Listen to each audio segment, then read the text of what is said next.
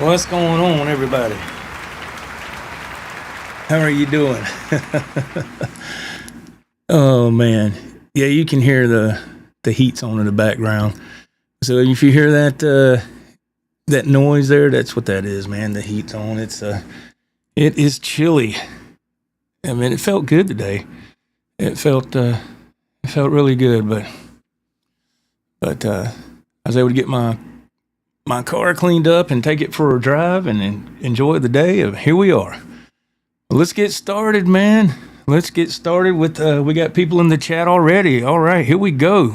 First up that I see is Alexander. Hey, man. How are you doing? Thank you for being here, sir. And the man with many guitars, Mr. Dave Orkin, is here. A bunch of guitars he has, man, I'm telling you. Some nice ones, too. There's Mr. Cushman is here. Hey, how you doing? All right, let's see. The Dog Puh. Hey, man, how are you? I ain't seen you in a couple of weeks, man. I was getting worried about you. I'm glad you're here. I said, man, I hope he's okay. Well, I'm glad you're here, sir. Thank you. Thank you for being here. And let's see. Oh, it jumped on me here. Let's see. The Dog Puh says, we got any links for this? I need to put a link in, and I just didn't have time. But I can do it later when this is over. Bloody Soup 74. Hey, man, how are you doing? Thank you for being here, man. Thank you, everybody, for tuning in. This is great. Electric Gypsy Blues. My man. What's up, Louie? How are you, sir? Thank you for being here. I appreciate it very much, man. The blues master himself. Oh, Louie. I saw on Facebook where somebody was holding up that album, man. Oh man, I'm drawing a blank, and it had the cover art with you and your wife. That was awesome, man. I saw that. Cool, very cool. I gotta stand up. My dang knees are shot. Okay, so what we're doing? What camera I'm on? Right here. So what we're doing this evening is I'm doing a live unboxing right here. All right, and if you're not familiar with Guitar Max. Look him up on YouTube, just Guitar Max. And he has his own, or this is one of them, his own signature guitar through Thomann, whatever, and it's a Harley Benton model. And so I always thought it looked really cool, man. This thing has been sitting here all week long. I think it got delivered Monday. It's been sitting here in the box, and I've never ordered anything from Thomann. I've never ordered anything from there before, so I don't know what we're in for here. I got these gloves on because the box is like really dirty. And if you're not familiar with this company, they're out of Germany. So I paid $49.99 for shipping from Germany, which is incredible. That was shocking. And it got here in like, I don't know, man, like 4 or 5 days it was here. So I was really shocked with that. It could have went with a different DHL, but it was going to take like an extra 2 weeks. I was like, nah, $49.99 ain't bad for shipping from Germany. So, but when I saw Guitar Max play this guitar on his channel, I really liked it, and I was like, man, I got to get one of those. And so I guess we'll get started. I'm going to take these headphones off because it'll get tangled up with the box. So y'all feel free to comment. I don't know if the guitar has been set up. I don't know. I have no idea. I have no idea what we're about to get into. So if I have to make adjustments on the fly, I guess that's what I have to do. And we're going to check everything out. We're going to look it over, and we're going to be mainly using this camera, and I'll switch back to this camera a little bit here and there. Try to get some close-ups maybe, and we'll go from there. I'll get rid of these after we get this out of the box. And Bloody Soup 74 says he he ordered from Thomann his very first guitar. Yeah, I knew Harley Benton was making a pretty big splash a few years ago with their guitars, and Guitar Max, he reviews a lot of their stuff, and I enjoy his channel. I really do. I really enjoy his channel. Let me plug in this laptop here so we don't have any issues. And hey, there's Mr. Brother Ted Fair. Ted, how you doing, man? How do you like that Rottman X100 pedal, man? I really like it.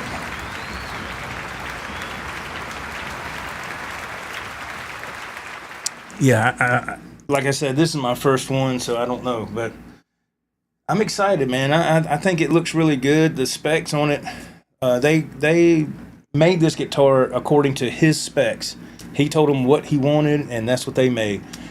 And the two things that really jumped out at me was the jumbo stainless steel frets and the Floyd Rose 1000. It's not a Floyd Rose Special, it's a Floyd Rose 1000. So you don't have to upgrade.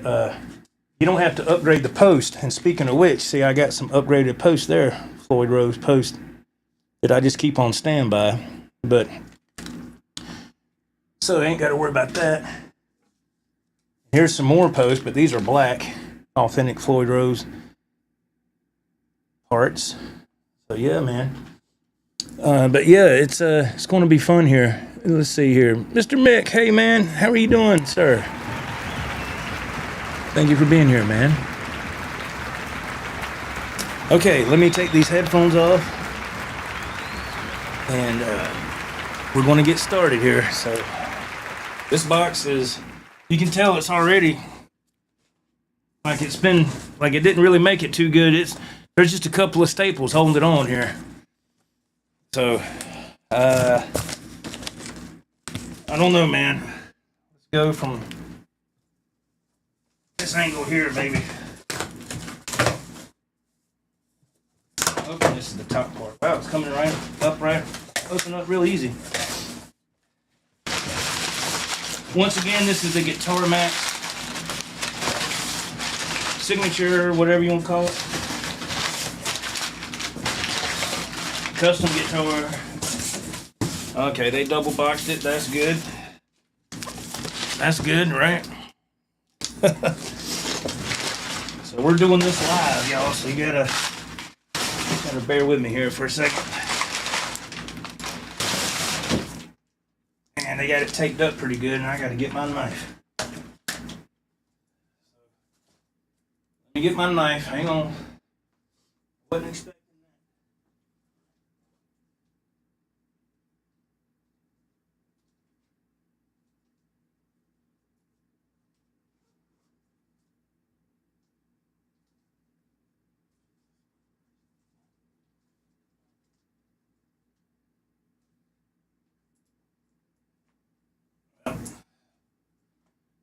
Okay, I had my knife. I don't know where it went. So, go figure, man. We'll figure something out here. We'll figure something out.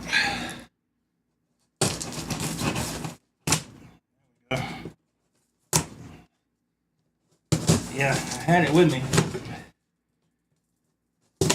And apparently I did something with it and I don't remember. So.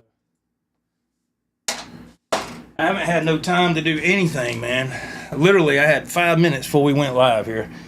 So here we go.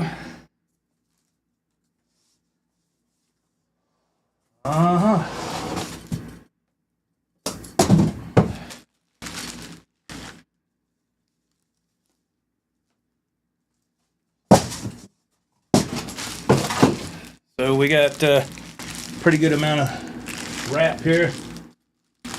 Oh, that's a good sign. They got the bar in a separate bag with the goodies and stuff. They call that a goodie bag. I need to go ahead and take these gloves off because I can't work with these things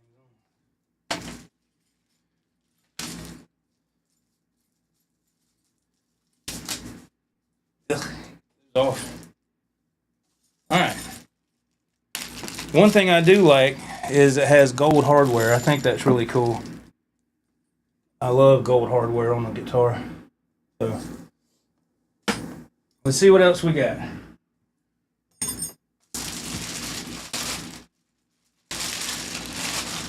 It is packaged really well.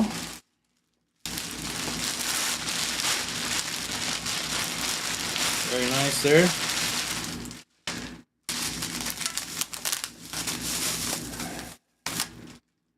Gotta give them a thumbs up for that. These things are always annoying as heck to get off, man. Golly, look at that neck, man. Holy moly, look at this. Just so far, I'm liking it, man. Just from the looks of that neck. I hate these things. Woo-wee. Look at that, man. Golly. Look at that. And it's been, wow, it's been intonated too. I can't believe it. Man, look at that neck there, boy. Gotta get this stuff off here somehow. Can't believe I don't have my knife, man. What I did with it. That's that other stuff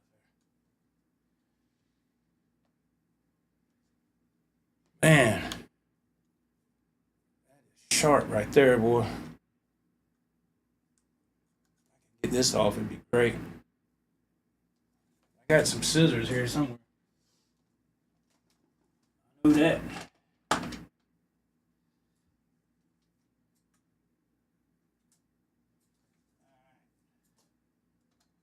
Get the rest of that off here in a minute. There we go.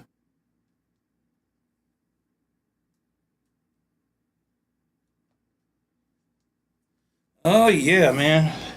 So I don't know what it's going to be like with tuning. I have no idea.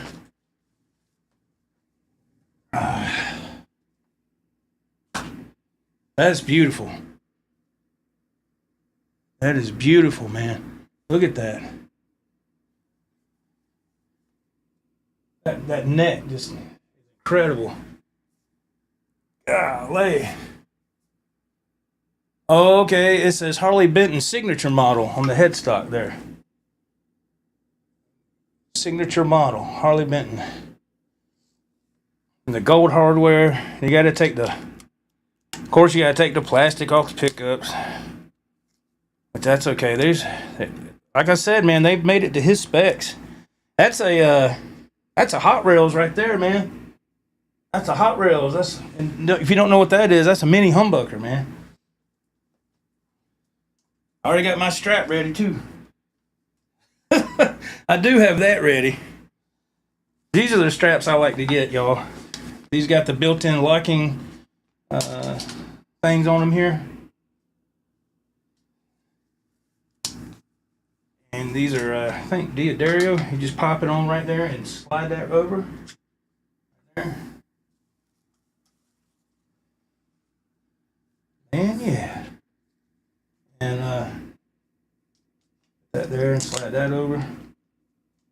See what I mean? So I don't know what we're going to have to do here with tuning. I know one thing. Get my headset, ear headphones back on. I'm just wondering how smooth it's going to be. Oh man, that trim is just messing with it is really smooth. Okay, that switch right there, I think is for your coil split. Right there. That's what I heard Max say on his channel. Man, the knobs are smooth. Everything so far feels great, but I know we gotta tune this bad boy up because I don't even know what gauge strings are on here. I couldn't tell you. You might hear some noise. So far, I really like the way it looks, man. Using the Locato wireless here. First things first, let's get on with the tuner. Let's see how bad it's out of whack. Oh wow, that first string's good. Man, they shipped it when it was in tune. I mean, it's not far off at all. Dang, that's great. I was scared it was gonna be like a whole step down or something. The fine tuners feel good. They roll real smooth. You have to just give me a second here because coming from out of the country, I'm sure it might have.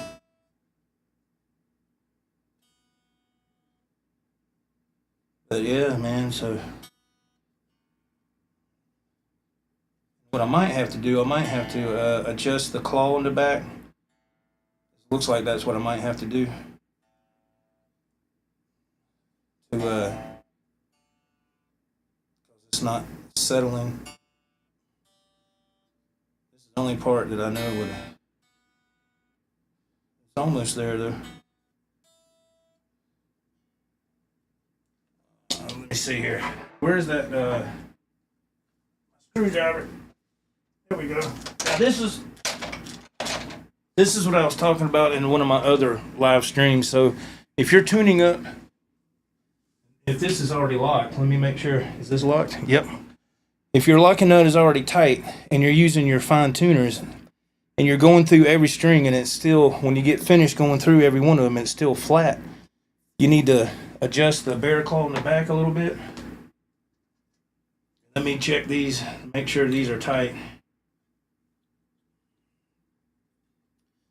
They weren't. I thought they might have been, but okay.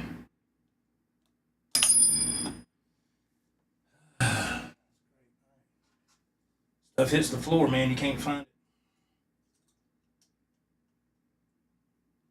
Find it once it goes. We gotta back up. So sometimes doing this will make it go. Ain't bad. Let's see. I have to adjust this bear claw. Man, it's so close. It always wants to. That's pretty good right there. We might get lucky. I don't know. We'll see. All right. So the first test with the Guitar Max signature guitar.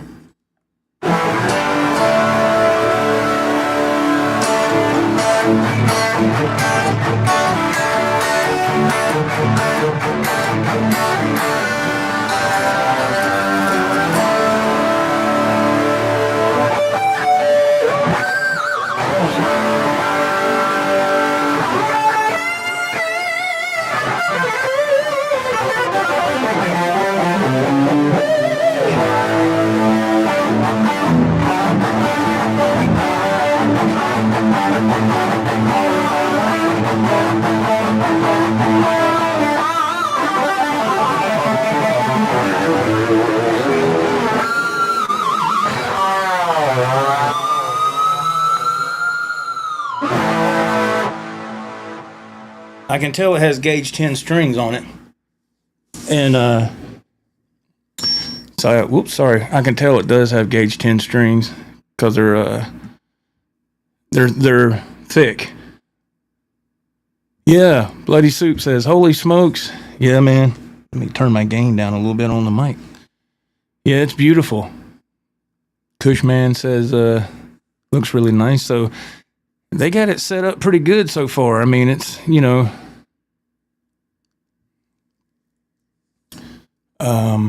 yes. Ted Fair says that nice looking guitar. It reminds me of a Sir Modern Pro for a fraction of the price. Yeah, even after shipping and everything, this guitar was $499 and some change. And I really I like it so far. You have one of these straps, Dave? Yes. Dogpa says he owned a Sir guitar at one time. I've never owned a Sir guitar. Never have. Yes, it's purple. Yes, it's called a purple burst, Ted. Yeah. Yeah. It does look kind of red, don't it? But it is purple. I don't know if this camera will help or not. Let's see. I don't know if that helps. There you go. You can see it a little bit better there. Purple burst. It's beautiful, man. Beautiful. Yeah. Yeah, it's nice, man. You know, it's going to have to, the strings have to stretch. And I definitely got to put some nines on here. Bloody Soup says, I love the reverse headstock. Yeah, I do too, man. I've always been a sucker for that. Yeah. I always love the reverse headstocks, man.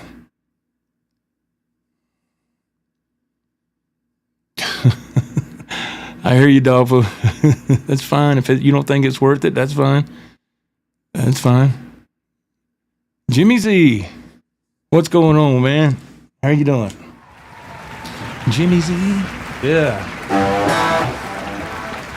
I think it feels and plays great myself. I mean, you know.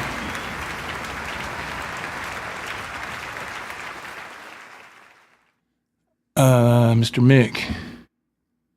Joe, did all your guitars sell already on Reverb? That was fast. The last 3 I had, I ended the listings. I took them down. I had 3 left, and I said, nah, I'm just going to wait. So I took them down.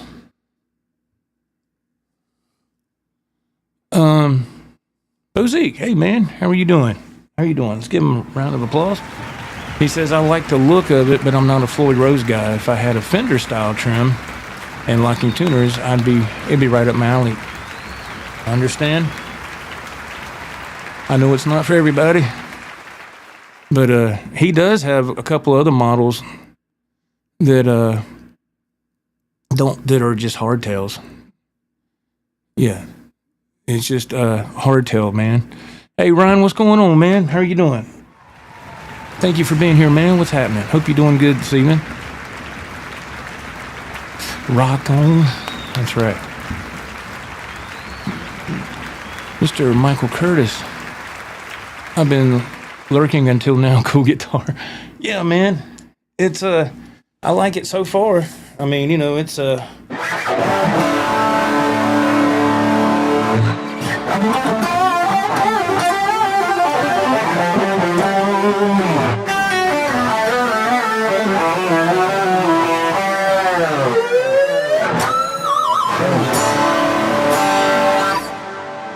So let's see how it's holding its tuning. I know it's just out of the box, but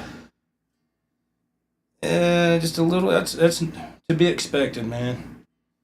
To be expected.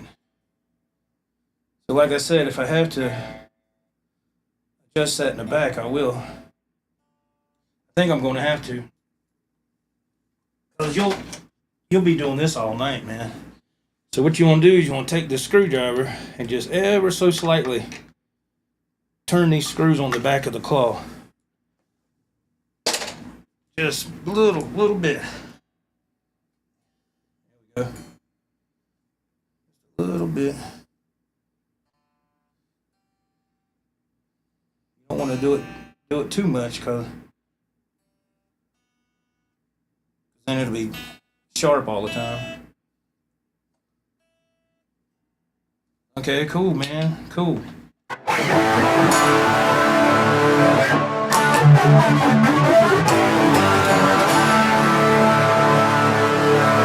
Come on, man.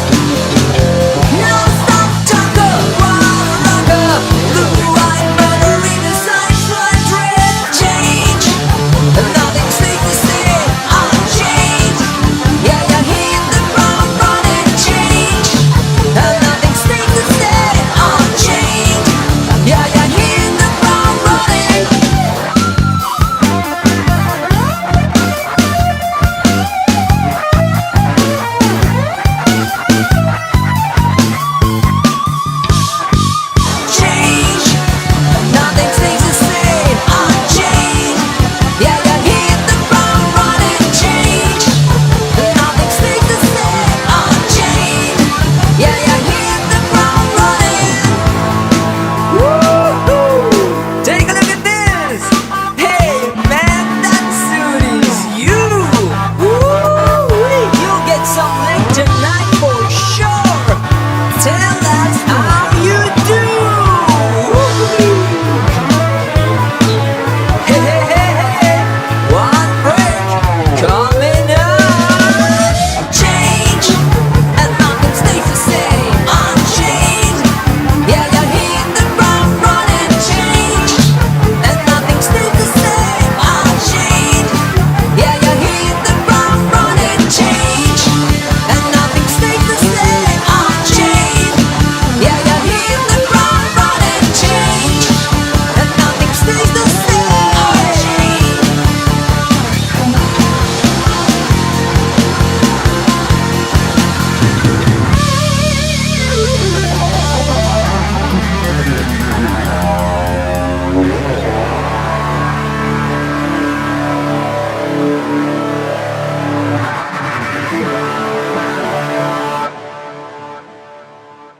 All right, let's check out the neck. Let's check out the pickups, all of them. Let's see what we got.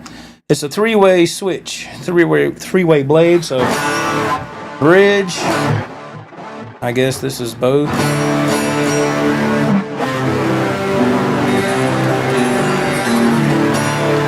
And then the neck.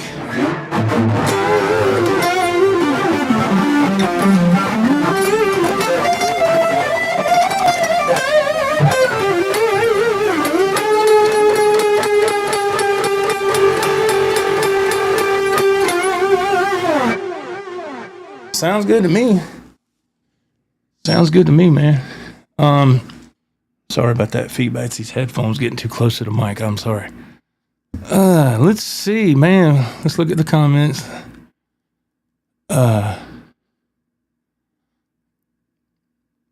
Can you do the Michael Curtis? You pay attention, don't you, man?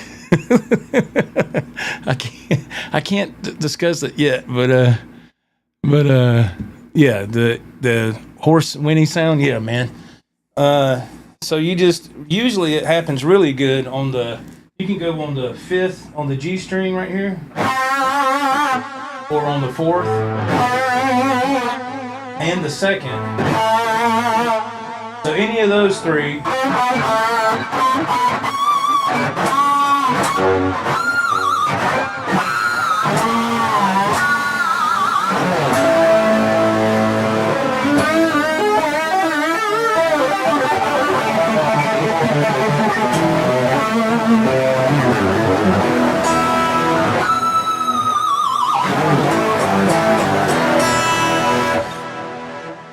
But it took me a while to learn that, man.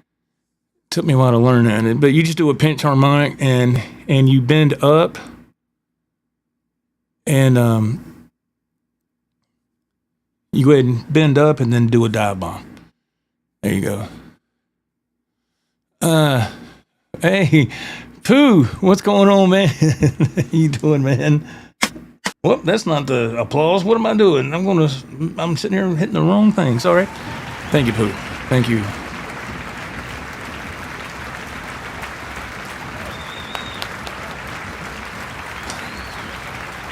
You know what, Mr. Ted? I do not know. Oh, it says Tesla. I didn't see it. It says Tesla on the pickups, man. I know you probably can't see that, but it says Tesla. What in the world? So I guess I don't know if that's Harley Brenton's signature or what. I don't know, man. But yeah, the neck is it's not real thick, but it's not real thin. It feels really good to me. I mean, really.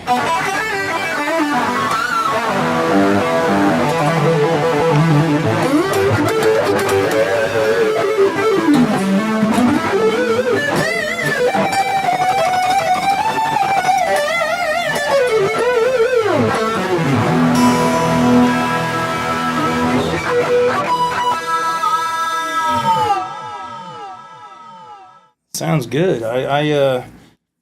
Wow.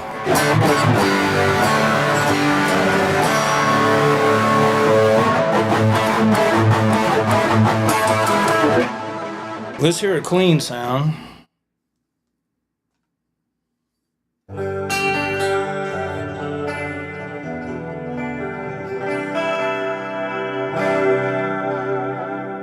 That's the bridge. So let's go in the middle.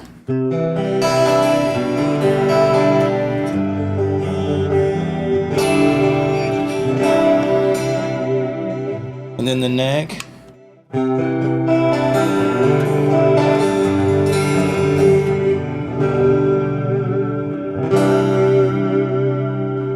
And then back to the bridge.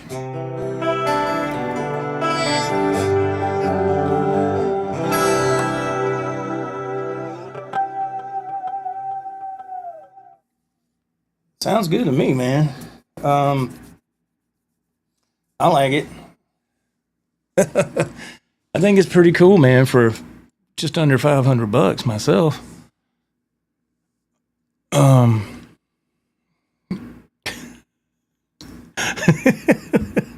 Wait a minute.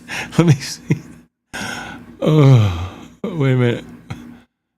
Martin, what's going on? He says, electric guitar pickup made by the electric car company. Makes sense. I hope they don't catch on fire, man. Let's see here. Jimmy Z, he says, I like the top of the guitar. It's interesting. Yeah, I like it, man. It's called a Purple Burst, I believe. And if you just go on YouTube, I mean, I'll put links after we're done. If you go to YouTube and type in Guitar Max Purple Burst Signature Model, it'll come up. And and oh man, but yeah, sounds good, man. I like it. I wonder where that Allen wrench flew off to, man. Oh, there it is. I found it. Okay, cool. All right.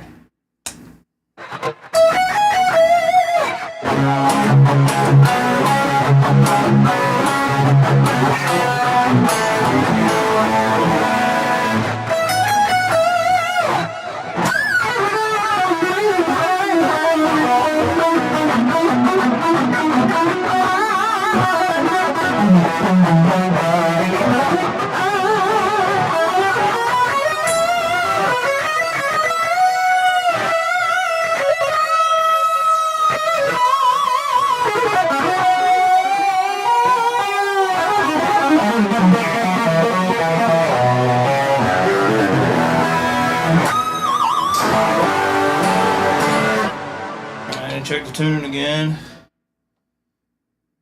Yeah, so close. So close. Like I said, I might have to hit that one more time with the here. Just a little bit. Let's see what we got now. Might be too sharp. Yeah. All right, we'll fix it. Perfect. Perfect. Yes. See what I mean? Oh, yeah.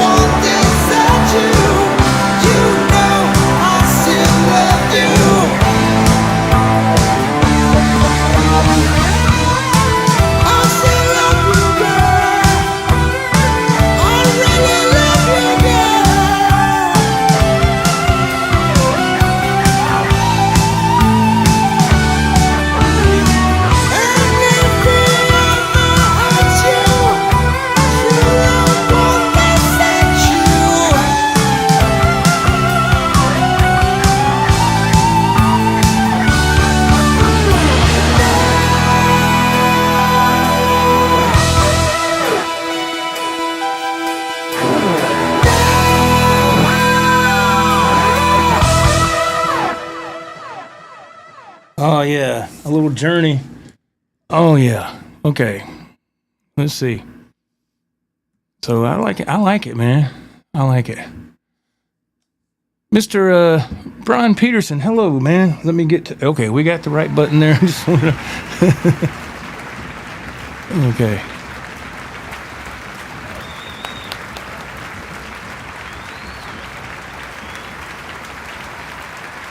Let's see. We're talking about this guitar, the Guitar Max's signature guitar here. Jimmy Z said, "I think Tesla pickups, which that's what's installed here. I think Tesla pickups are supposed to be pretty good. Harley Benton pickups line is Rockwell, I think, but putting the Teslas in Max's guitar, yeah." And he said it's the longest neck I think I've seen. Yeah, it's a 24 fret. I know that, but and it takes me a while to get used to a 24 fret. I don't know why, but it just does.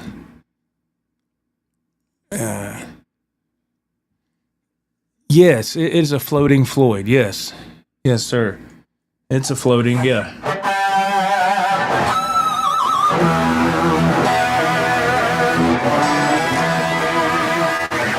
Yes, sir. It is floating.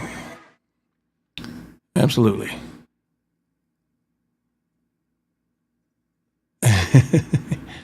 Yeah, it's yeah, I don't know why it gives that illusion on camera. Like, I don't know. I couldn't tell you.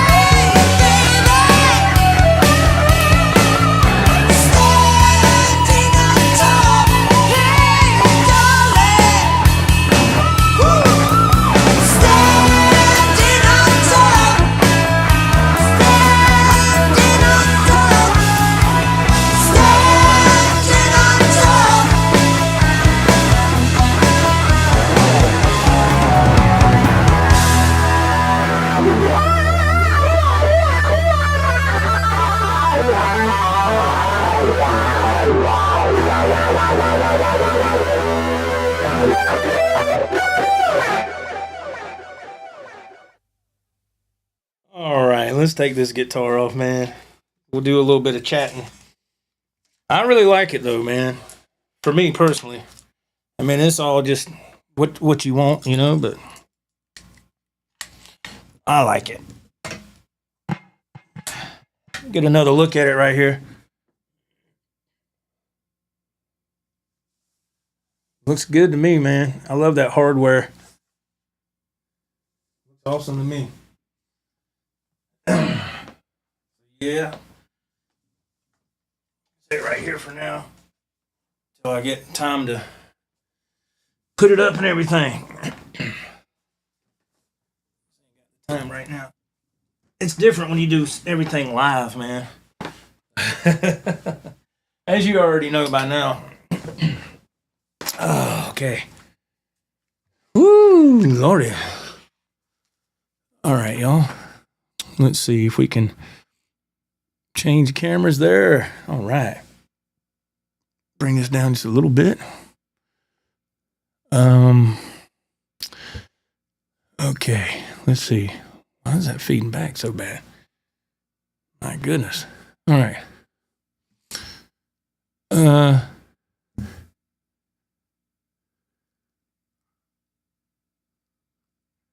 Oh, okay, here we go. Yes, I think might be the illusion. It's the neck might look longer because of the non-fret markers. Yeah, I didn't pay that no attention, man. And but the dots are on top of the neck, so when you're looking down, you still have your road map. Thank God. I couldn't imagine not having no dots there at all. I would be in big trouble. Jimmy Z, thank you, man. He says, get my applause right here. He says, that sounds tight, Joe. I love that chord progression and the harmonics. Thanks, man. I'm telling you, man, I ate dinner and I came in here and turned stuff on, and that was it. I just didn't have time to do a lot. Just couldn't do it. I mean, stuff's just been going all day today, man. VH forever, man. Yeah. I got all the stripes on the wall. I need to take a picture of that and put it on my Facebook page. And I enjoy the stripes, man.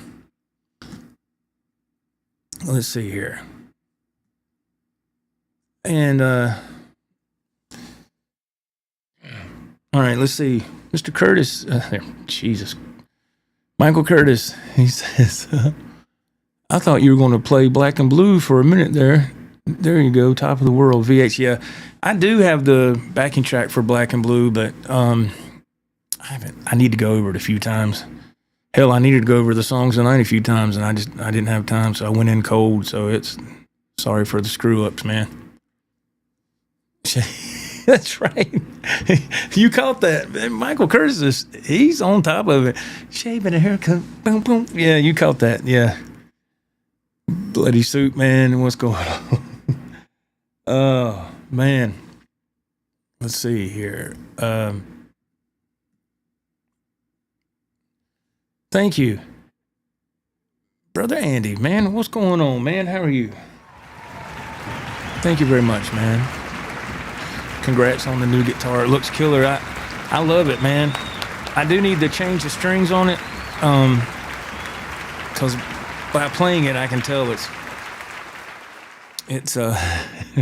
by playing it, I can tell it's got tens on it, because they're just thicker. So I might have to do a little adjustment on the back cavity on the claw there, but it's no big deal, man. I'll change the strings tonight after we get done with all this, and I'll put a link in the description for the link that Max had in his video. A friend of mine was looking for this guitar, and I think he accidentally got directed to a fraudulent site. So be careful there. Hot dog and a shake. What are you hungry for? I remember that on David Lee Roth, Hot Dog and a Shake. I think that was on his Skyscraper album, I believe. I always thought that was I love the first album, Eat 'Em and Smile. I mean, that was killer. I mean, who would have thought when Dave split or whatever happened, he gets that super group, those super players together, and comes out with Eat 'Em and Smile. I remember that in high school, and it was all about, Van Hagar versus Dave Lee Roth, and I was like, oh my God. You can look up that tour, Eat 'Em and Smile tour on YouTube. Has anybody looked at that? Damn, my cousin, we was in high school, and I remember he went to that Eat 'Em and Smile show. He went to that concert. And he was like, you want to go, man? I was like, nah, man, I don't want to go. I don't want to go. What a stupid idiot I was. Man, I should have went. But thanks to YouTube now, you can look up that show, man. It's incredible. That's when Dave was still in his peak, man. Oh, okay. Andy Dion says, I was looking at the Harley Benton guitar Max hologram one. Yeah, he's got like I don't know, 3 or 4 models, but the Purple Burst, that's the one I really like. I mean, it does. After playing it for a little bit, it the tone sounds a little dark, but it's not to the point where it's a game changer or a deal breaker. Not for me. And it's Tesla pickups. I've never heard of Tesla pickups, but shoot, man. I mean, I don't see nothing wrong with the guitar, man. I really don't. I'm not just saying that. I mean, I've spent my own money on it. If there was a problem, I would definitely say. Talking about Eat 'Em and Smile tour with Daily Roth. We're talking about anything and everything I want to. And the Harley Benton Max, Guitar Max signature model that we just got finished playing a little bit there. The David Lee Roth Eat 'Em and Smile tour, Jimmy Z says Dave rode through the air on a big old surfboard above the crowd on that tour. The guy was crazy. He put on a show though, man.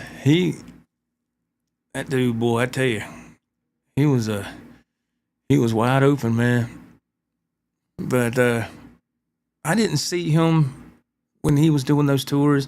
I saw David Lee Roth a lot later, after his star had done almost burn out. He opened up for Bad Company here in Greenville. And I was like, wait a minute, what? It was crazy, man.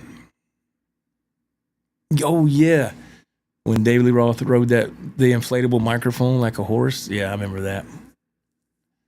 Yeah, man. I mean, he had it going on for a while, and then Steve Vai left. Steve Vai went on to do other things, and then Billy Sheehan ended up leaving. And, all that stuff, things changed, and Dave's career just never was the same. Bloody Soup 74 comments. He says, I'd have no problem ordering through Thomann again. I was surprised. Yeah, this is my first experience with Thomann, ordering through them, and 2 thumbs ups, man. I didn't, you saw it live here. The guitar was packaged great. It was double boxed, and they had it set up. It was tuned. It was a little bit flat. They might have had it in E flat. I don't know, but it didn't seem like it was all the way in E flat. Kind of in between E flat and standard, but didn't have to do a lot to it to get it to play. So y'all heard it. That's why I want to do it live. Mickey, hey man, where's my? Okay, make sure I got my applause ready. How long you heard that, man? What's up, Mickey? Oh, Mickey. It sounds fantastic, Joe. What amp are you using? I'm not using an amp per se. I'm using an FX processor, if you will. I'm using a Zoom G1 Xfour. If you look at the links in the description of this video, there should be a link to pretty much everything I'm using. I need to update that list because there's some things on there that I don't use. But I want to say the Zoom G1 Xfour is still in those in that description. I want to say that's what I'm using for the main tone, if you will, as far as the amp tone is concerned. And of course, coming out of that, it's going in some other pedals, some stereo pedals, and we're going into the Rodecaster Pro 2 here. I'll give a quick shot of that for people who aren't familiar. This unit right here. And I have my songs uploaded on here on these smart pads, these things, these little squares that are lit up, all these colors. Those are called smart pads. So once you touch the smart pad, whatever song I have loaded on that particular pad will start. Kind of like an MP3 player, but a little bit more advanced version. So it's really cool, man. It's but yeah, man, that's what we're using. I was using the Line Pod Express, and I got the Zoom G1 Xfour back out because I used because it only has a mono out, and I was like, wait a minute. So I got a TRS cable coming out of the Zoom G1 Xfour, and then you have two other ends that you plug into your stereo pedals on the rest of the chain after the Zoom G1 Xfour, and then come to the Rodecaster and everything. I was like, oh my God, that sounds great. So it's amazing what a TRS cable can do, and I was really late to the game on that. I was really late to the game on how that can really transform if you have an FX processor with only one mono out. The TRS turns it from mono to stereo. But you got to hook it up a certain way. It just doesn't just magically do it. You got to hook things up right. Jimmy Z comments, Dave was one of the most amazing frontmen ever in rock and a force to be reckoned with. He helped Edward and Alex get to the promised land a little quicker, but turned himself into a circus clown. Yeah, I mean, like I've said plenty of times before on here, he was excellent for that era of Van Halen. I mean, nobody else could have filled that slot, not in my opinion. But then when things just, I didn't know how bad things were getting in between the band members until I started listening to some audiobooks and everything. And it got really bad on that 1984 tour. When they were on stage, everything looked great because they had to put on a show for the fans. But after, Eddie and Dave was wanting to tear each other's head off, man. From what I heard in those books. But Michael Curtis chimes in. He says, Mickey's question reminded me of a question I had. The LNR inputs you have going into your Rodecaster, those aren't regular instrument jacks, are they? Yeah, they're just regular 1/4-inch jacks. Yeah. Yes, sir, they are. Just regular 1/4-inch jacks, man. But they're designed to where you can plug in either the male end of a microphone or just a regular standard 1/4-inch guitar cable jack, yeah. But here's a trick, man, that's something else I learned the hard way. You start hooking stuff up and everything, spend the extra money and get quality cables. Don't try to, I've been there and done that. Crappy cables, man, will ruin everything. Spend the extra money and get some good quality brand name cables, even your little pedal connector cables. If you want to, sometimes I use wireless just so I don't have to worry about a cable wrapping around my leg. And I'm not just saying this, I use EVH cables, man. Yeah, they cost a little more, but damn, they're good. And they're really, really good. I went to Guitar Center, nothing against Guitar Center, but I went there and bought their brand of pedal connector cables, and those things last, 6 months to a year maybe, and you start getting on, shorts and all this weird stuff going on. Spend the extra money and get good quality cables. You'll thank me later. Let's see. Hey, Rod, what's going on, man? Got Rod in the chat. He says, I'm playing a Zoom G3 XN. Awesome, man. Very nice.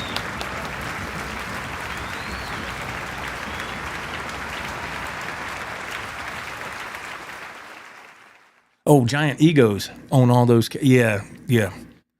That's the thing. I can only imagine when you're in the entertainment business and you're on tour, you're with those guys 24/7. You can't get away from each other. You got to have a break. There has to be space given, you know, and you have to be able to have some downtime. And you know, so my hat's off to people that are still doing that. I don't think there's really many rock bands doing that anymore. Not the ones that I like, anyway. I think they're all kind of retired. There's still a few of them that are doing it, but they've been doing it so long. I think it's not a big deal to them no more. They're older and more mature, and I think all that they got all that stuff out of their system with, you know, drinking and drugging and partying. I think because you get a certain age, man, you don't. Most normal people, you get to a certain age, you don't want to do that no more. And I would imagine, but I was just one of those people, man. I never really got into that. I mean, the partying scene and everything. I was too busy always trying to learn how to play these damn things, you know, and still got a long way to go. But I never was in the party thing that much. But some people can do it, man. They start doing that stuff, man, and they're on top of their game. I don't see how they do it, but you can't be like that forever. Sooner or later, your body's gonna say, nope. But yeah, man. Yeah, we got a lot of stuff sitting here going from out of that Zoom G1 Xfour, Michael Curtis, into it's not that big. You know, you don't have to, as long as if you have the Zoom G1 Xfour or anything that has a mono output, here's the secret right here. Come out of that with a TRS cable, go into a stereo delay, then after that, go into a stereo chorus, and after that, go into a mimic, M-I-M-I-Q. It's made by TC Electronic. And then out of that, go left and right into your whatever you're using. You know, you'll have a huge sound. And it's just, if you hook things up in that order, you'll hear a definite difference, man. I got a buddy of mine, Ralph. He was messing around with his DAW a couple of weeks ago, and he, you know, when you start dealing with DAWs and interfaces and stuff, that takes a lot of time. It's something you have to have time dedicated to get in there and start learning about stuff. It's not something you can learn in like 15 minutes. Now, this system does not require a DAW. I don't have to use a DAW or interface, but if you do, what he found out, and I thought he already knew this, but on his master fader on his DAW, see how I got faders on here? But this is just the hands-on version. It's you know, a DAW looks like that, has faders on the screen, and you take your mouse cursor and you can move the faders, but all the way to the far right, he has a master fader, and he didn't know there was a little button underneath that master fader on his DAW. When he clicked it, it turned everything, automatically turned all of his tracks into stereo. And he said, I can't believe it, man. The sound was incredible. I said, I told you, man. You know, that's what stereo will do once you understand how to access that. It just takes time.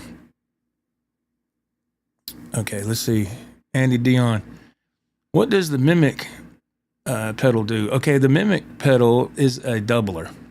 And so it provides more, the separation is more noticeable when you engage that pedal. And like I said, when you're in your delay pedal, and then you got your stereo chorus, and then the mimic is the last thing in the chain. You get them on reverb, man. You can get them I got two of them because I liked them so much, and they run for about 60 something, maybe to the low 70s, you know, $70, 65, whatever. and you will. That's the last pedal in the chain going to your whatever you're going into, your interface. And like I said, if you go into an interface and you have to use a DAW, you're going to have to maybe adjust some things on that as well to make sure everything is stereo. But that's why I like using these pedals, because I like to access knobs and stuff on pedals, you know. So, but with a DAW and all that stuff, sometimes you still have to tinker with stuff on there to make sure things are opened up so you can get the full audio quality that you're going for. But that's why I went for the Rodecaster Pro too, man. Because this is just me. I'm not trying to discourage anything or anybody from doing anything.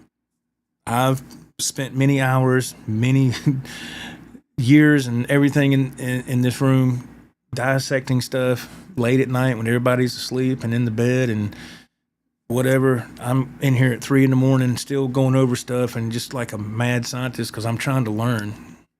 And that's just on my nights off, not every night, just, you know, a couple nights a week. But that's why I went for this setup here, because it eliminates a DAW or an interface. So, and I was like, how does that eliminate? But it does, man. It eliminates all that. So I've had a lot of people ask, you know, how you get your sound? How do you do this? How you that? I'm here to tell you, that's how I get it. And I don't mind sharing that with anybody, man. I don't mind sharing it with anybody. I hear you, Jimmy. Yeah, man. Let's see.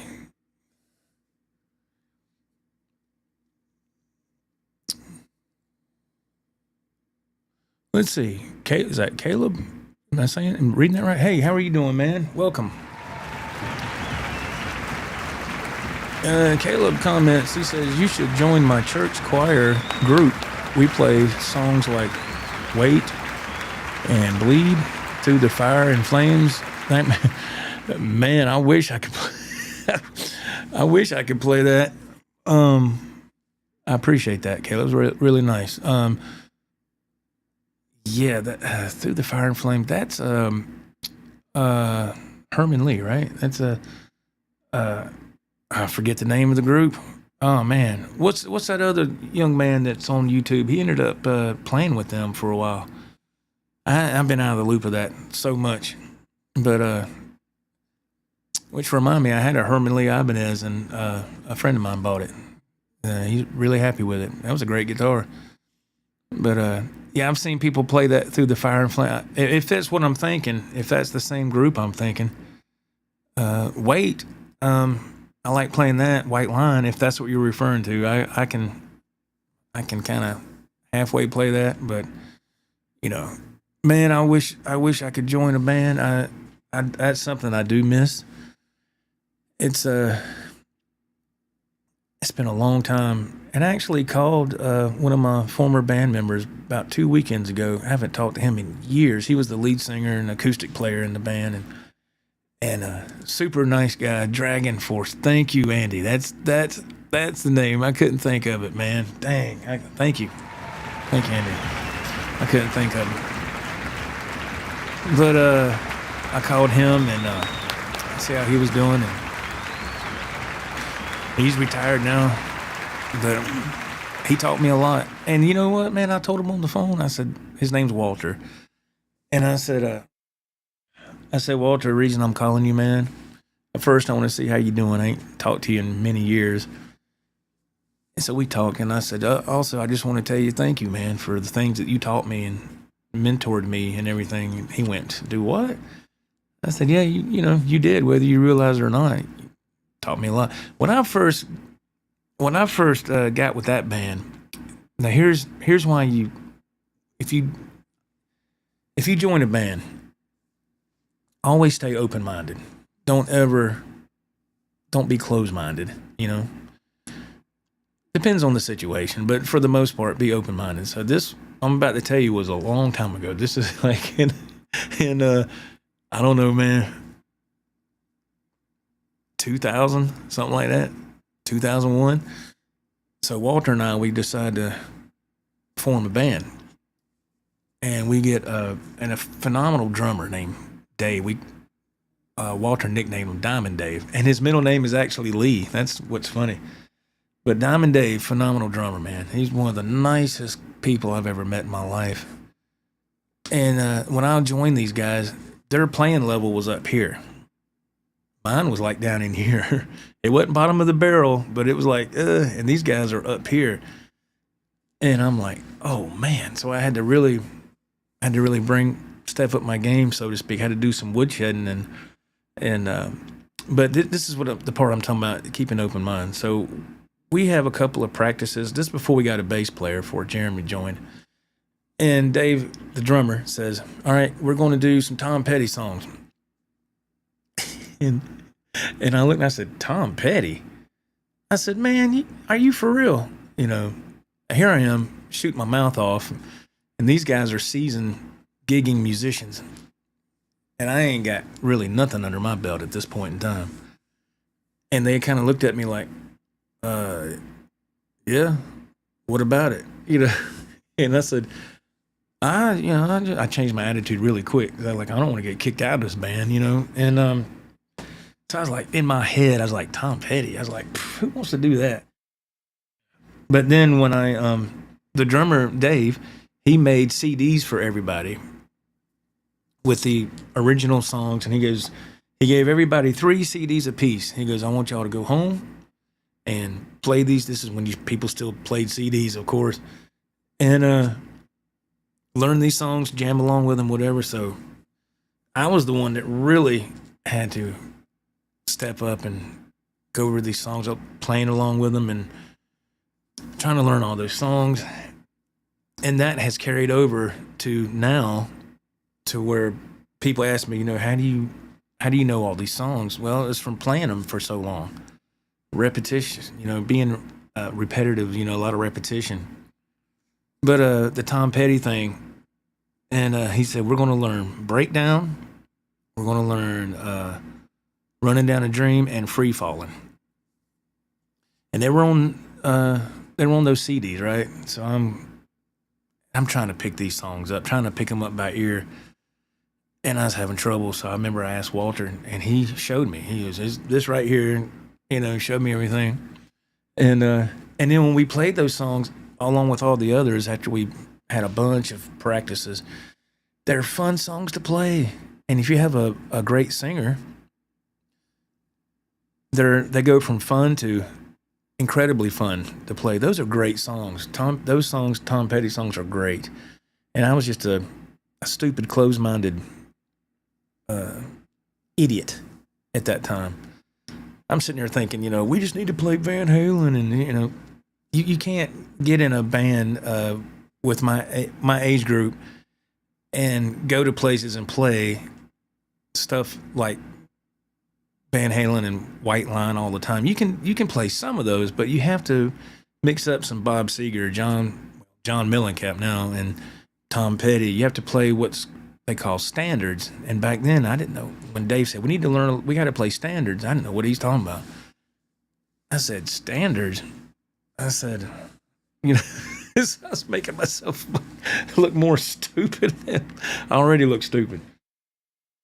But I was making it myself look even more ridiculous.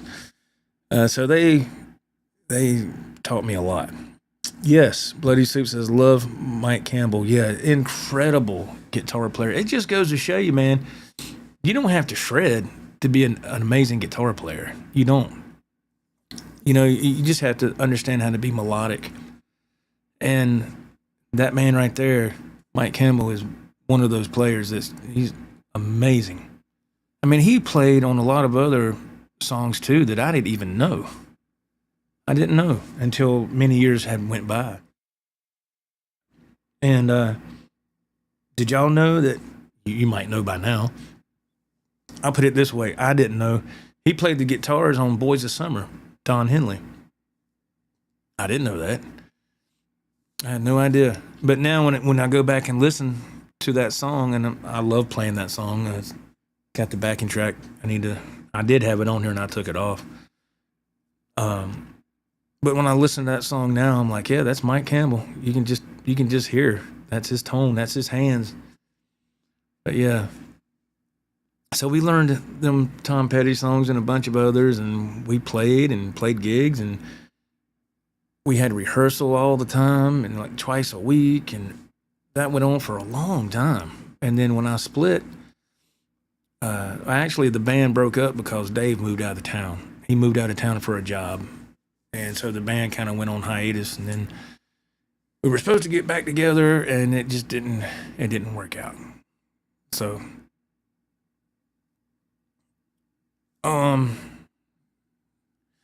did he co-write that song, or did he write that song? Boys of Summer? Wow.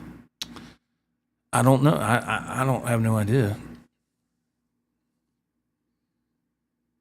Jimmy Z comments. He says, fantastic commentary, Joe. I love Van Halen, Def Leppard, Journey, Whitesnake, etc. But one of my favorite things to play is Help Me Make It Through the Night, the old Chris Christopherson song. Amazing song. Absolutely. And that's just showing that you're maturing as a musician.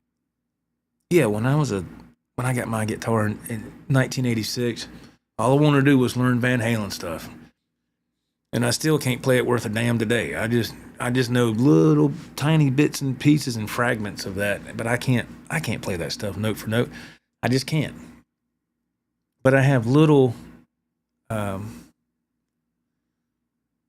habits, I guess, of Eddie, which is fine. I need to have my, Joe Wentz style, But as I got older,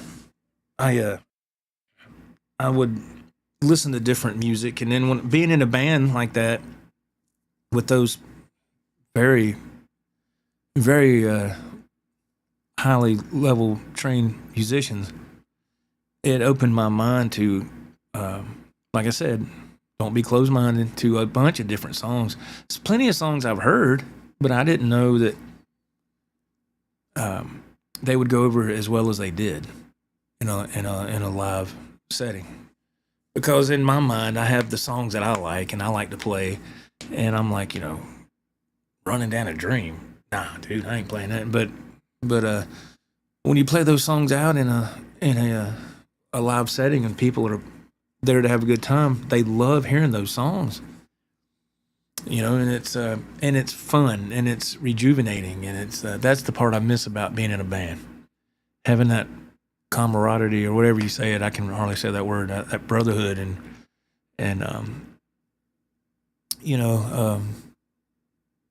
just your starts and stops with songs, and you're looking at each other and you get that little head nod, like, yep, and boom, and and then after you do it for so long, you kind of can read each other's what's going to happen before it happens. You just know. I miss that. But like I said, working the way I do, I probably won't be in a band again until maybe I retire when I'm an old man. I'm already getting old. But I don't know. Well, this is fun. I love playing like this, but it doesn't. This is the closest thing I can get to playing in front of a live audience. The live version of that song with Lori Morgan is crazy good and so much fun to play along with. There you go. That's there you go. That's what it's all about, man. And that's what I love about playing guitar. There are some songs I'll play that if y'all knew, you'd be like, he likes that song? He likes to play that? Yeah. There's just some songs that are just great songs. They're just great to play, and they're not very difficult. They're easy. But music has a natural uplifting spirit about it. If you play guitar and you learn some songs, you don't have to learn 200 songs, you can learn 10 or 5 and just move along at your own pace. But once you learn how to play a song and you understand the changes and you're tight with the timing and all, and you get finished and you play it, for me personally, that's a great feeling, and it's just called being creative, and if you stay that way, I think it'll make you a more positive and happier human being. That's how I look at it. Now, everybody's different. People might think, what the hell's he talking about? And that's fine too. But, I come in here and I play, and I was playing along with some other stuff with another guitar because I couldn't open that up because it was a live unboxing, and I'm sitting here playing, and I'm like, well, man, I'm having fun. I'm like, oh God, I looked at the clock, and it was like 20 after 8. And I was like, oh my God, I got to go live in 10 minutes. And I said, let me check my computer. And thank God I did. I checked it, and there were some updates that had to be done. And I was like, oh my God, I'm going to be late, but it worked out, man. Mr. William De Silva is in the chat. There he is. How are you doing, sir?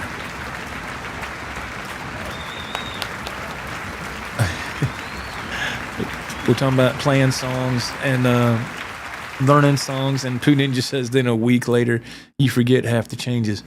Yeah, that's happened to me plenty of times. But like I said, if you start with just 3 songs, that's what I did. I started with 3, and I went over those songs, man, for like a month. Not every day, but when I had time to come in here, it's about a month, and I finally started to get the changes down, and I'm sorry, I'm trying to look at these comments too. I had to go back and catch some more that I've missed. And once you get the changes down and your coordination, everything gets what they call tight, you'll know, and other people will know too. And it's just fun, man. It's just fun. Jimmy Z says, I love playing cowboy rock stuff too. Yeah, that's what I'm saying. It's music is subjective, man. There's so many different things that you can play. This is probably not going to be in that realm of what you're talking about, Jimmy, but you know what song I would play a little bit from time to time, just for my own entertainment?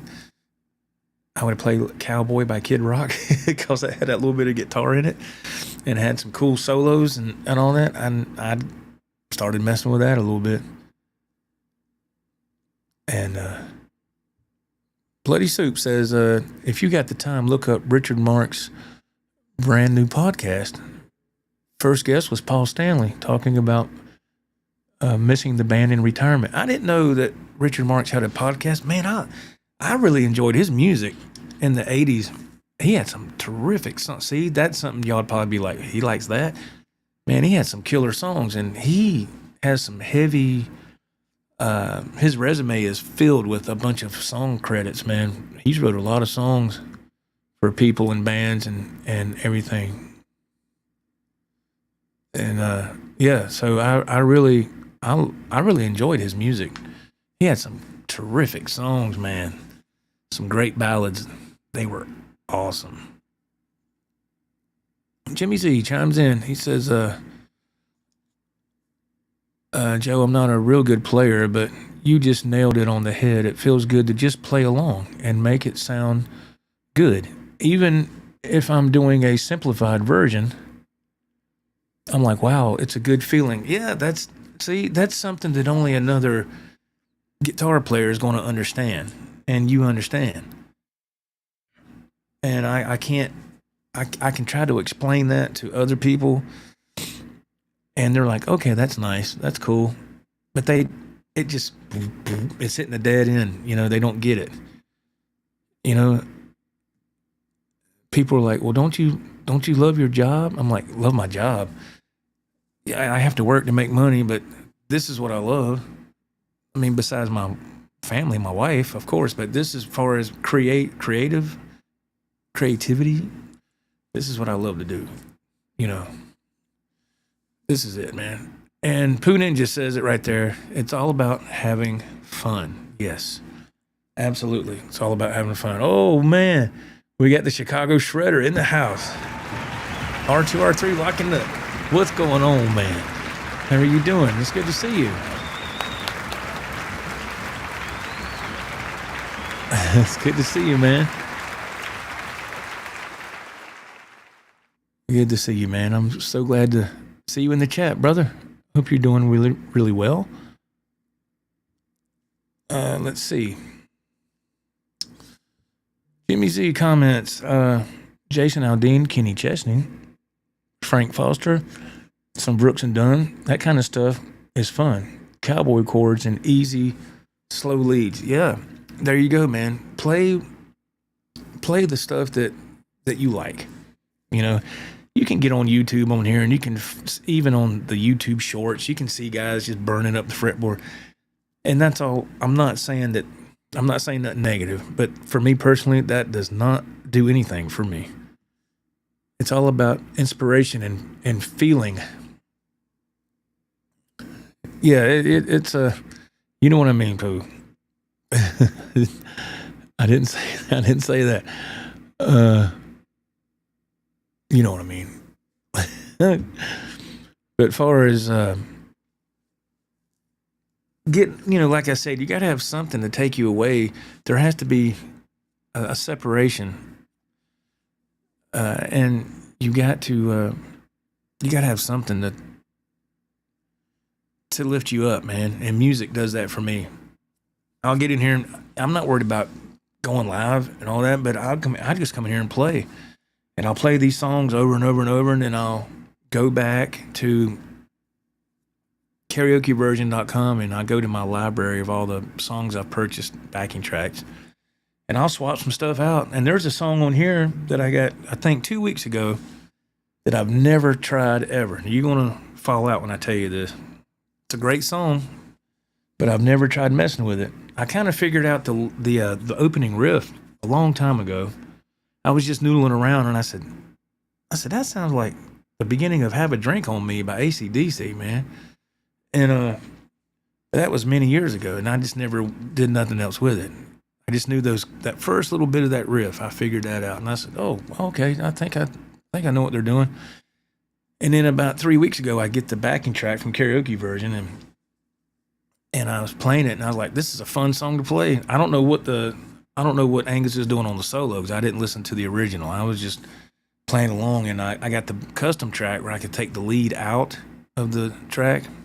So I'm just doing whatever. I'm just freestyling and improvising on the solo stuff. So, except for the very end where he goes, have a drink, and he hits the note and holds the note and matches the pitch with the vocalist, Brian Johnson, and all that. It's a fun song. I went through it about 6 times, and I need to go over it a little bit more before I try to do something, play it on here. Let's see.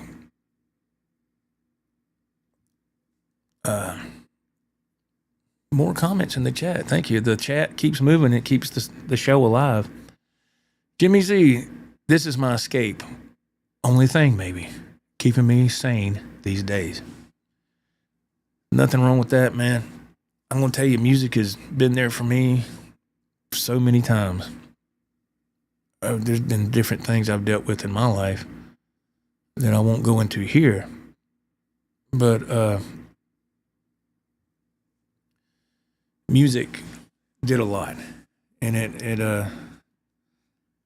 I'd hate to see what could have happened if I didn't have music, if I didn't have guitar.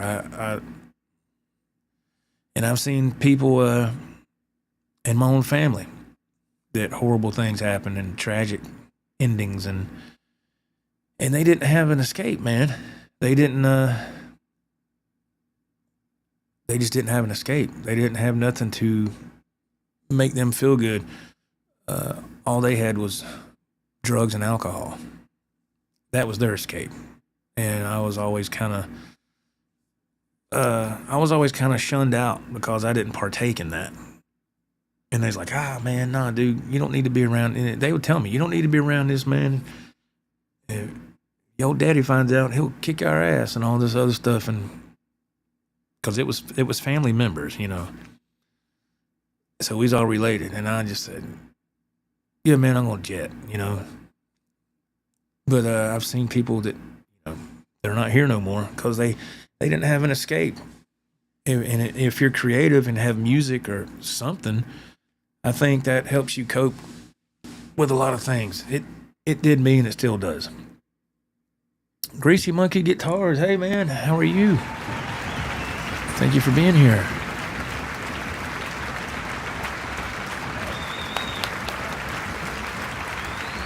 That's right, Pooh. You hit the nail on the head. You gotta have a hobby or something productive as an escape. I agree 100%. 100%. And that's why I've said before, just for me personally,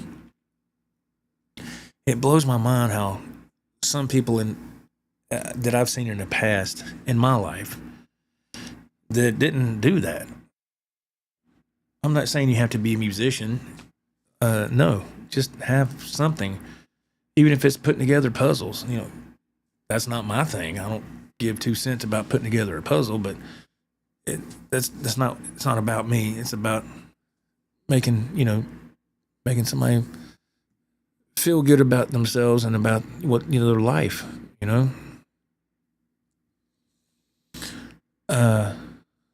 Oh no. Rod says that dude backed out of the EVH. I was bummed. Oh, I'm sorry, man. Yeah, when you sent me that message that night, I was like, yeah, that's a good deal if it's legit. And I'm sorry that didn't work out. I was about to say, man, is that, you know, but I don't know what happened, man. I'm sorry. Maybe it'll come back up again. Maybe you can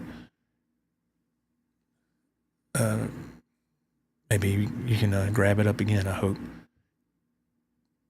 Bloody Soup 74, he says, good for you, Joe. Found something that makes you happy. I had sports my whole life, but wished I'd picked up the guitar when I was young. Yeah, I was into sports up until when I went from junior high to high school. That's when I quit playing sports because that's when I got my first guitar. 1986, Christmas Eve. I was 16, and I've never been a big sports guy. You know, I never was one of those to sit on the couch and watch a football game. Or this tells you how of a sports person I am not. When the Super Bowl happened, I didn't even know who was playing. My wife told me, she goes, "Well, you know what? You know what tonight is?" I was like, "Huh?" She goes, "It's Super Bowl." I said, "It is?" She's like, "Yeah." I said, I didn't even know. I didn't even know who was playing. She had to tell me. So I just never been a sports person. That's just never done nothing for me. Never cared about sports. Never cared about sports betting. And that's another whole nother realm of stuff that people might do that makes them feel better. But damn, you can lose too much with that, man. At least with stuff like this, you got something to show for it. You know. That's why I never understood. And I'm just speaking my opinion. I'm not better than nobody, but I've never understood people that had, that were on some heavy drugs and all that, man. And all their money and stuff goes to that. And then when all that's gone, they go and rob and cheat and steal, try to get it again. And then, that happens for so long. And then they're not on this earth anymore, man. It's sad. But that's a different thing altogether. You know, I mean, it's just, I'm just thankful and very proud and humbled that I found music. You know, it all started when my friend Ralph and I were at the lake. It was the summer of '86, and there was a band setting up, getting their gear set up for that night's gig, and the guitar player's over there warming up. He's playing a Fender Strat, I don't even know if it had a Floyd Rose. I don't remember. I don't think it did. He's over there just playing, warming up, and I was mesmerized. I looked at Ralph. I said, dude, you see him? You see what that guy's doing? He's like, yeah, man. It sounded so good. And I said, let's go. We walked over there, and we just stood there. You know, the guy's right here, and we just stood there, and he's like, hey, what's up, guys? He was really nice. And ironically enough, I remember his name was Max. Super nice guy. And he was playing, and I was asking him all these questions, and he probably thought, you know, what the... But he didn't. He was super nice. And that was the one moment in my life that was life-changing. Right there. Crossroad moment right there. When I saw that guy playing the guitar, my life would be different from then on. And I didn't know what he was doing. I didn't know how he was doing it. I just knew hearing that come through his setup, and everybody else is getting their gear set up. They're far from being finished setting their shit up. He's going through his rig, and it sounded incredible. The delays and everything and all that. And I was like, whoa, because I never heard that close up like that. Hell, at that point in my life, I hadn't even been to a concert. You know, I was listening to weird music back then. I was just back then I was what you call a casual listener, you know, like most people are today. Music goes in one ear and out the other. They don't know who it is or what the name of the song is, but they know the words. They can sing, and there's nothing wrong with that. I was like that. And I saw this guy playing, and I was just like, I had an old boom box, and I said, man, and I had a cassette tape in there. And see, back then, man, what you would do is you'd walk around carrying your boom box, and you'd have some music playing, and it was kind of a mating call in a way, you know, back then. You're doing that and seeing if the chicks will look, and you're trying to play the coolest, newest song of the day, you know, and they're like, oh, yeah, he likes that. I'm like, yeah, cool, you know, just sounds dumb as hell now, but that's just how things were. And so I'm sitting there, and I cut the tape off, and we walk over there, and I took the tape out, and I spun it around and put it back in on side B, and it hit play and record. I asked the guys, Max, I said, can I record you, man? And he was like, yeah, I guess. He was shocked. He was stunned, man. He said, I've never had nobody ask me to record while I was warming up. But see, to him, he'd been playing a long time, so it was just, he was like, okay, whatever. But to me, I had virgin ears. You know, I didn't know what all he was doing. But I recorded, and I wish I would have kept that tape, but Lord knows, I don't know what happened to that thing. But it was cool, man. That's when things changed. And I said, I've got to get a guitar, man. I got to learn how to play some of that. You know, anyway.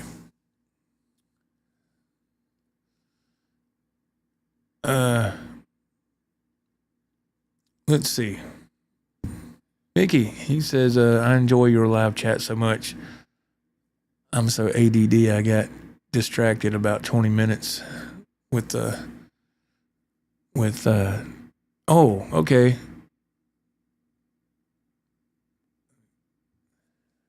With my own guitar and rig. Oh, dude, yeah, I understand. Totally. Thank you, Mickey, for being here. Let's give Mickey a round of applause while he's going to go on into the night playing some guitar, man. Awesome. Thank you for being here. Yeah, if you got time to, you know, you want to play, man, yeah, you can always watch this later. Hell yeah. I don't blame you at all, because later on I'm going to change the strings on that Guitar Max model. As you see it laying right there on the floor, right there. Everything's backwards on these. Looking in the camera like this, it looks like I just threw it on the floor, but it's off the floor. It's the neck is on that cardboard box there. I just, I got to get rid of all that stuff. Just can't do that in the live in the moment. But I like the guitar. I really do. I like it a lot. It's a great guitar. It feels great, man. It plays good, and not too much stuff rubbed off on my fingers too bad. Usually when you play a guitar brand new, you get some of that, I don't know what you call it. I don't know if it's from the oils or what. You get on your fingertips, but that doesn't last long. It does it here and there. But yeah, man, for the money, I think that's a great guitar. It looks awesome. Floyd Rose 1000. I think it looks great, man. Greasy Monkey Guitars, he goes, I got a few guitars that need new strings. Yeah, that's one thing I have plenty of now, man, is strings. My son hooked me up with this big old box, cardboard square box, and on the end it's got this rubber cap. Pop that cap off, and you can see the strings are individually put in there. And they're D'Addario, so they're different. The ball ends are different colors, and you can just take whatever you want, pull them right out, and really nice. And I think it has like 50 something sets of strings in there, and this, which I'll use them. I'll use them. Bloody Soup. As newer players, would you stay away from Floyds? Now, that's a great question. If you don't understand, because sooner or later you're going to have to change the strings with a guitar that has a Floyd Rose, all right? And I did that when my guitars that had Floyds. I would what you don't want to do is when you change the strings, you don't want to just go ahead and cut all the strings and the Floyd kind of sink in the back of the body there. You don't want to do that. You want to get a little piece of cardboard. You want to press the arm down on the Floyd, press the arm down and push that piece of cardboard underneath there, and then let the arm up, and that keeps the Floyd level. Then you can go ahead and start loosening the strings, cut the strings, loosen the long screws on the Floyd, take your strings off. Don't tilt the guitar, leave it flat on its back, because those little saddle insert blocks will come out. But if you put a little piece of cardboard in underneath the Floyd and let it rest against that, it'll keep it level. Then you change your strings from then on. But yeah, there's a lot of people that won't mess with that, man, because of a Floyd Rose. They won't. I remember seeing somebody years ago that had a guitar with a Floyd, and the strings were like 8 years old. He just had it hanging on the wall, and I was like, "Is he never gonna play that guitar?" He goes, "I don't know how to change the strings on that. It's got a Floyd Rose." I was like, "Okay," but yeah, it can be very intimidating if you don't understand the balance. But it's really not bad. It's really not.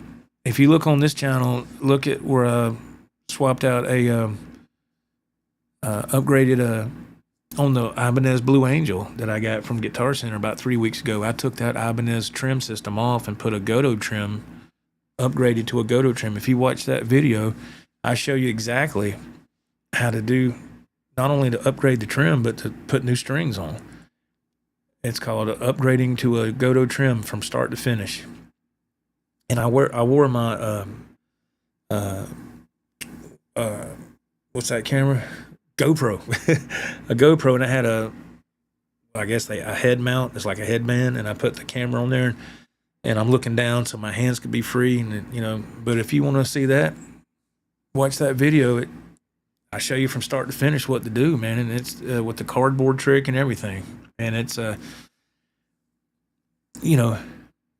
it's that information is gold, man. I mean, if you took your guitar to Guitar Center and asked them to do that, to set the guitar, just not even upgrading the trim system, just doing a setup, you know how much they're going to charge you for that, man? The Guitar Center going to charge you like $100 for a simple setup, and it's something you need to learn how to do.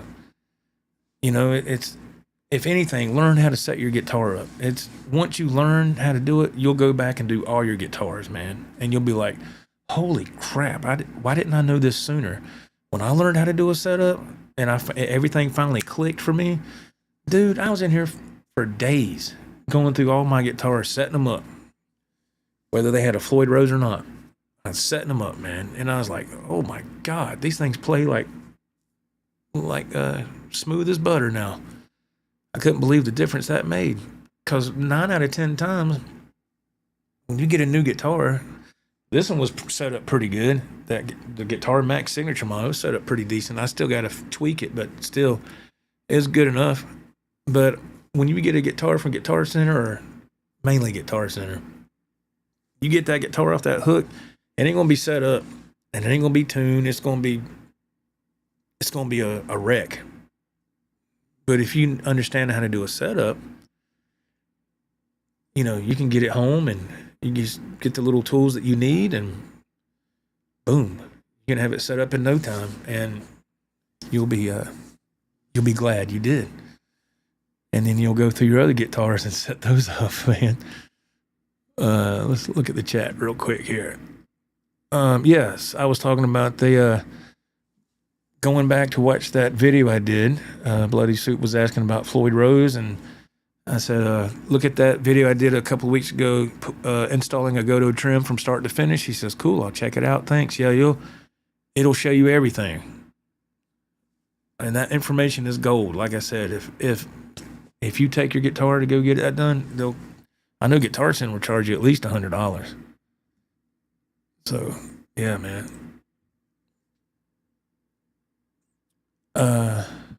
Rod says, I have a Godot trim black and chrome for future swaps. Yes. Yeah, if I upgrade my trim systems, it's going to be a Godot. I have one sitting right here. As a matter of fact, one sitting right here that's chrome. There you go. Brand new in the box. Always keep one on hand. So if I get a guitar that I want to upgrade the trim, there you go. And the one I did on the Blue Angel, the Ibanez, that was a gold. It cost a little more, but you know, I love the gold hardware on certain guitars. I think they pop better, just in my opinion. Let's see. Michael Curtis. So how did you learn to set up your own guitars? Man, it was just from tinkering around, and then I would watch a couple of videos, but the videos didn't really tell you everything you needed to know. They always left out a couple of main ingredients, if you will. And it was from trial and error, to be honest with you, Michael. I mean, totally, you know, and I was like, what? Okay, let me do this. No, that ain't working. Let me try this. Because when you set up a guitar, there's only so many things you can do. I mean, when you do it wrong, you're going to know right away, because it's going to sound horrible. And it's just a matter of tweaking things. And so it was a lot of trial and error. And then I just learned. I kept messing with it, and I was like, oh. And then also, I have to say this.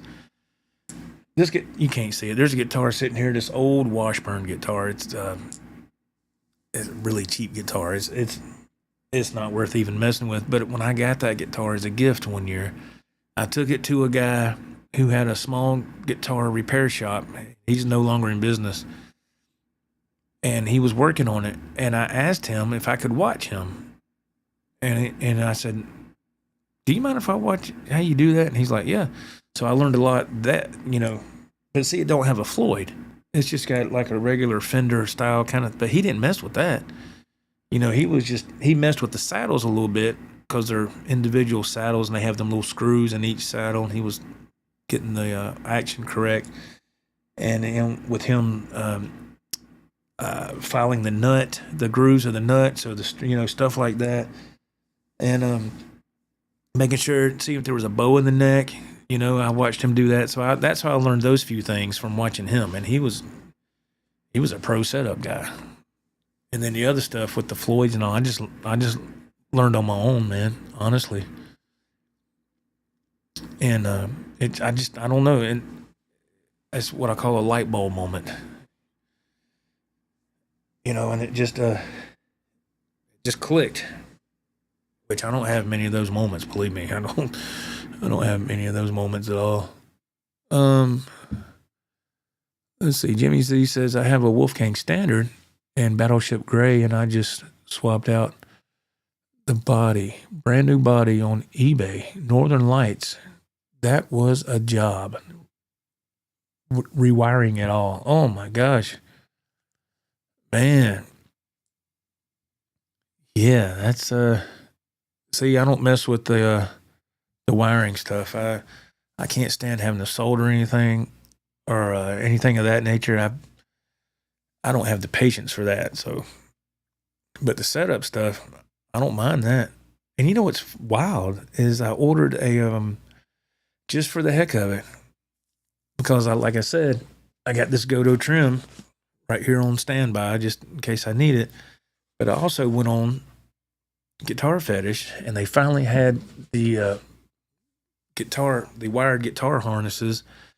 It has a 500K pot, a harness for one pickup, and for like what Eddie would do with the one pickup thing here. And I ordered a SBS, the hottest humbucker. I think it's they call it Zebra, I guess, black and cream.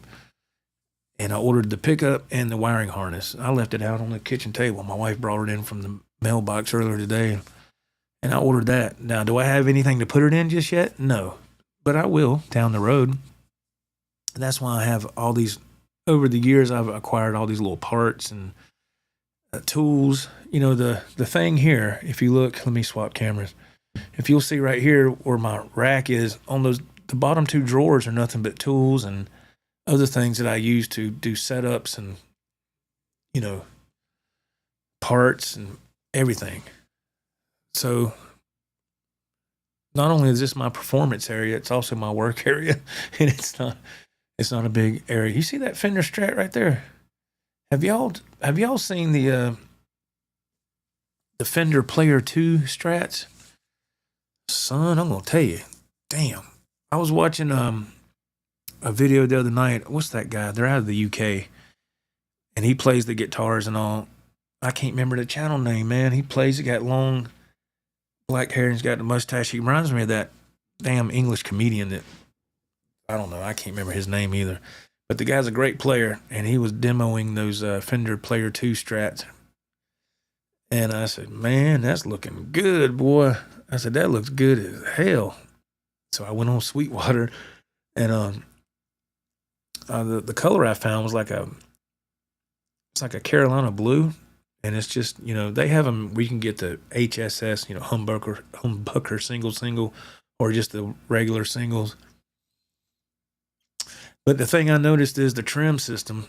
I wanted the 2-point trim on a Fender Strat, not the 6-point. And if you don't know what I mean, when you look at a Fender trim system, in front of each saddle, there's a screw that goes into the body. And if 6 screws, they call it a 6-point trim system. I don't like those. I like the 2-point, because when you do the bar, it's going to move easier, and it's going to come back to what I call, you know, 0 points tuning. You know, the pitch, it's going to come back to that easier because there's only 2 points there, and it's and I've had one of those before, and they did really, really good. But I was looking at that, man, and they're $7.99. I was like, damn, I'd love to get that. It just looks good. As a Player 2 Fender Strat. Let's see. Michael Curtis. I need to buy some truss rod wrenches. That's the only thing I don't do is fix the neck when there's a bow in it. That's easy to do, man. I got a tool over there. It looks like a ruler. Crap. You ain't gonna be able to see it. It's over there, and it's got notches cut out. You can get them on Amazon, man, for like, I don't know, $10.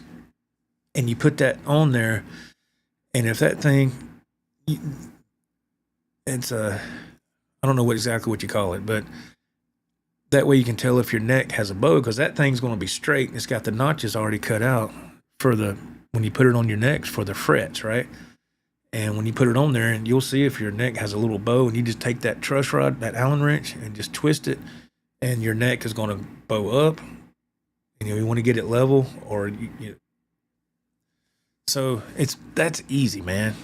Truss rod adjustment is simple. It's really easy. Some people don't even have a tool like that. They just hold their finger down at the first fret and like at the 12th fret or something, and they hold it up and look at it. You can do that. But I just put that neck leveling tool on it, and I see if it pivots, like if it goes back and forth and it's like it's pivoting in the middle of the tool. That tells me there's a bow in the neck. I need to bring it down a little bit. And then when I do it, and it just takes a slight adjustment, I put the neck leveling tool back on it, and it doesn't really swivel. I was like, oh, it's flat. And plus, you can just hold it up. You can look at it. It's easy, man. That's easy. You'd be surprised that, because if your neck isn't level, you'll have fret buzz and dead notes and all that. It'll ruin your day, man.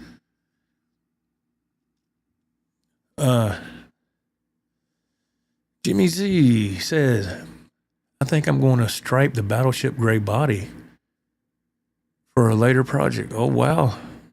Dang. Okay. Keep me updated on that.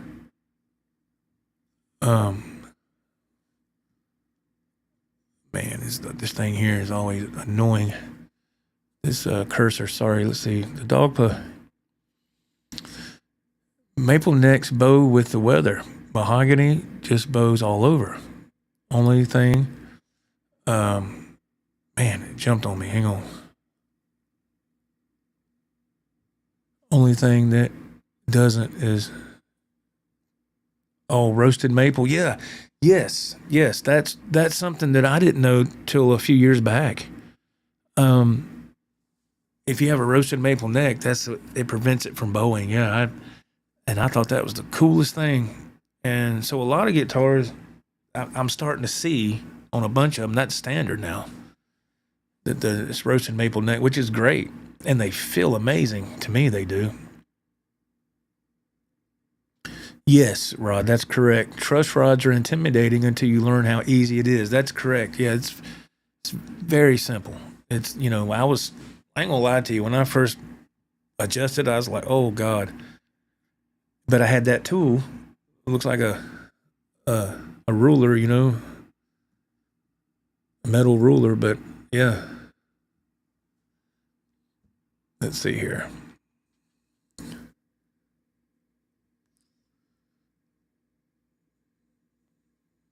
How to set it is easy. Where to set it is a trade-off and individual choice. That's true. Yes. Everybody's preference on a setup is going to vary. That is absolutely 100% true. Yeah. Some people like to have high action. When they play, I can't play with high action. Now, if you're a slide player, yeah, I understand having high action, and if you don't know what action is, it's the height of the strings off the neck. And I like to have low action so I can just maneuver better. That's just me. But yes, it's absolutely personal preference, And that just comes from tinkering around with stuff for years. I have had guitars that the action was too low. And I was like, and I love low action, but I said, man, I can't handle it being that low, so because when I try to do tapped harmonics, I couldn't get or even open harmonics, I couldn't get the harmonics to ring out because the action was just too low. So I had to raise it up some, and then it was fine. It's pretty wild how all that stuff really does make a difference, man. That's true. That's right. The dog, you're right. He says, and all necks don't bow in the middle. Don't bow evenly in the middle either. That's correct. That's true. He's right. I've seen something crazy, man. And I've tried to take shortcuts and ordered these cheap necks, man, from Guitar Fetish, and I didn't like them. What do you expect for $49? It's not going to get good quality on a neck with that. I didn't, not with that particular instance. I didn't. I was like, come on, man, But as they say, you get what you pay for, you know. But stuff nowadays is being made really well, and you don't have to drop a whole lot of money. You know, I've done some guitar projects where I bought everything and put it all together, and I guess I spent. I've had some where I've spent $700. I had some where I spent $1,200, and it's just because I just wanted to do it because I never done it before. But I only did that just a handful of times. You know, from here on out, I just rather buy the guitar, and because I understand how to tweak it and make it work for me. But as far as doing all that other stuff, I do it from time to time, but not a lot, not a whole lot. Let's see. Oops. Edwin Crane, I love File Down Japan Ibanez. Goddamn. I love File Down Japan Ibanez from the 90s. Yes. There you go. Ibanez. Let me know how you like that new company, Ibanez. Yeah, man, that's awesome. That's Dalby says, my roasted maple true temperament, what was that? Shoot, man, it moved on me. Let's see. Oh, man. Oh, Strandberg is pretty trippy, he says. Okay, nice. Okay, that's cool. Yeah, I totally fell all over that name instead of Ibanez. And I swear I ain't had nothing to drink. I ain't had nothing to drink and I never was a big drinker ever. I ain't had nothing to drink in probably 3.5 months. It just got to where I'd have a couple of beers, man, and then I do that on my days off, which is on the week, you know, Friday and Saturday, and then a couple of weeks go by and I get violently sick. And so I said, maybe it's the alcohol. Maybe my body's rejecting it now. And apparently that's what it is. I ain't had nothing to drink in 3.5 months. I ain't been sick. As far as anything like that, that's crazy, man. Really it's a good thing, but there's nothing like getting a good buzz on a couple of tall boys, man. But I can't do that no more. Yeah. Yeah, now we're getting all these names. Ibanez. Uh-oh. Ibanez. Yeah. Crazy, man. Crazy stuff. Well, y'all, we've hit the 2-hour mark. We went over that. And so I've had a wonderful time. This has been a great stream. I've had a lot of fun. Y'all are fantastic. Thank y'all for sticking around in the chat. Everybody, I've had so much fun, and thank you for watching this live unboxing. I gotta get this box. I gotta get this box and stuff out of here, get all this mess cleaned up. I gotta figure out where I'm gonna put this guitar. I might put that Strat back in the case, whatever, and put the Guitar Max on that stand there. But man, I had a lot of fun. Thank y'all so much for being a part of this. I really, really appreciate it. And until next time, this is Joe for the Joe Wentz Project TV, man. Keep rocking, keep playing, be kind to each other. And if you're not subscribed, please subscribe. We got another great video coming, another live one. Take care, everybody. Bye-bye.